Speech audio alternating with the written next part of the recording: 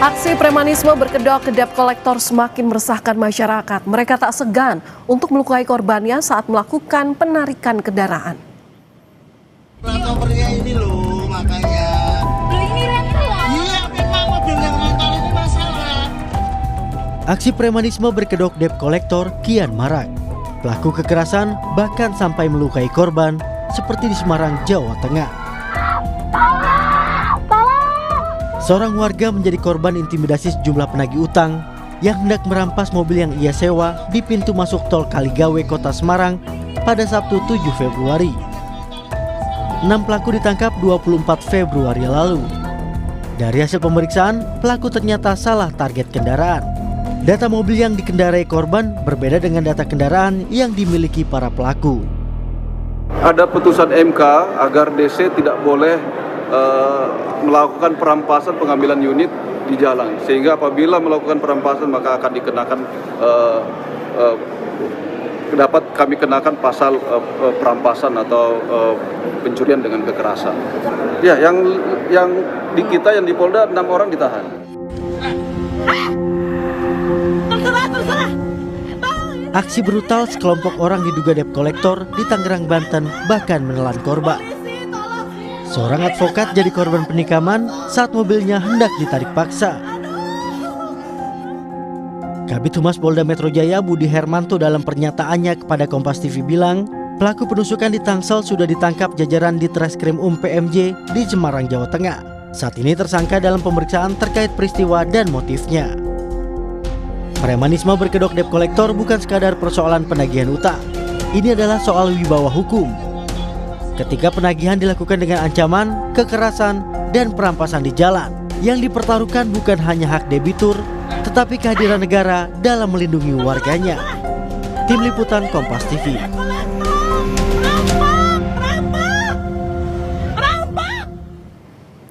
Maraknya aksi premanisme berkedok debt collector. Kita akan bahas bersama kriminolog Universitas Indonesia, ada Bapak Adrianus Meliala. Selamat malam, Prof. Adrianus. Apa kabar?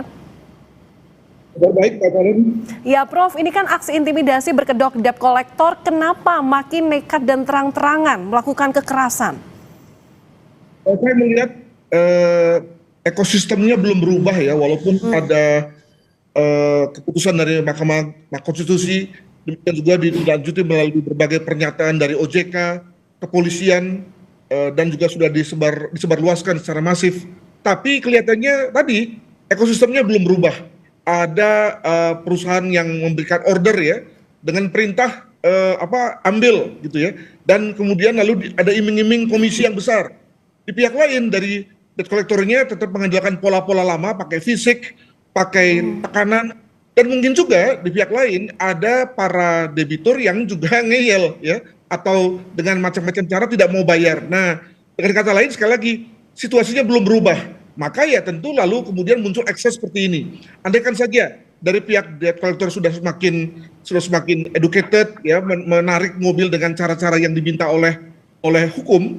Demikian juga tidak ada perusahaan-perusahaan yang memberikan order seperti ini dengan perintah seperti pokoknya ngambil, lalu kemudian iming-iming komisi yang besar begitu ya. Dan juga tidak ada konsumen yang ngeyel, maka saya kira situasi ini akan berubah. Demikian. Iya, tapi kan sebenarnya premanisme ini nggak bisa dilakukan kalau misalnya sebenarnya penyelesaiannya dilakukan dalam persidangan begitu ya. Tapi apa yang membuat aksi premanisme ini tumbuh subur, Prof? Ada pasalnya di mana kegiatan debt collector ini memang jaya ya. Bisa orang mengambil paksa di jalan, dan juga ada masyarakat yang ya mungkin karena merasa salah belum bayar lalu kemudian menyerahkan kendaraannya, tidak melanjutkan ke proses hukum. Alhasil kemudian ada anggapan bahwa ini memang boleh, sehingga sekali lagi pada saat ketika ada kalangan masyarakat yang mempertanyakan tentang hal itu ke Mahkamah Konstitusi, itu kelihatannya sudah terlambat, dalam arti sudah ada anggapan kuat ya mengenai bahwa boleh tuh mengambil di jalan dengan kekerasan sekalipun, terbukti dari bahwa hal itu didiamkan selama ini oleh aparat kepolisian. Nah, untuk membalik anggapan itu, untuk menghilangkan anggapan itu, katanya belum bisa dilakukan dengan cepat. Jadi memang ada semacam blessing in disguise ya. Di satu pihak kita menyayangkan dan juga turut memberikan semacam atensi kepada korban pada kasus di Tangerang ini, tapi juga pada pihak yang lain hal ini juga semakin mempertinggi ya tekanan kepada debt collector untuk berubah ya terkait dengan ekosistem yang juga sudah mulai berubah. Demikian. Polisi harus melakukan penertiban, tapi nampaknya susah, Prof. Apa yang jadi hambatan kira-kira? Saya kira nggak ada susah dari segi hukumnya ya. Mengapa? Karena apalagi pada kasus Tangerang ini ada video, lalu kemudian ada tindakan resisten ya melawan dari debitur. Demikian juga di pihak lain bahkan ada kekerasannya sendiri sehingga secara normatif, secara material itu udah betul-betul telak gitu. Jadi dari segi kepolisian tidak ada susahnya. Namun kalau bicara mengenai fenomenanya itu saya kira ya bukan hanya kepolisian yang harus bertanggung jawab ya, tapi juga pihak-pihak yang lain. Tadi debt collector juga semakin tidak mengandalkan otot ya bagi para penariknya dan mengetahui bahwa kalau hal ini dilakukan maka akan berimplikasi pada perusahaannya. Demikian juga kepada perusahaan-perusahaan pemberi order ya, leasing, bank dan seterusnya juga harus mendapatkan semacam akuntabilitas bahwa kalau orang yang disewanya kemudian terlibat pidana sebagaimana halnya pada kasus di Tangerang ini, maka dia juga terlibat itu. Jadi jangan hanya sekedar ngasih order, ngasih iming-iming komisi, tapi kemudian ketika ada yang melanggar hukum lalu kemudian dia lepas tangan. Itu menurut saya jadi apa? Karena dia adalah orang yang memberikan perintah. Dan sekali lagi kepada kita semua sebagai konsumen juga taat dong dengan ketentuan hutang piutang. Jangan lalu kemudian ketika sudah waktunya bayar tidak bayar dan kemudian pas tarik lalu kemudian teriak-teriak. Demikian. Ya, saya sepakat dengan Anda poin terakhir. Tapi kan ini premanisme ini ada beberapa hal yang dilakukan. Ada aksi kekerasan, ada intimidasi dan dilakukan secara berkelompok gitu. Tapi kalau misalnya sudah ada proses yang seperti ini, apa yang bisa dilakukan korban, Prof? Singkat saja.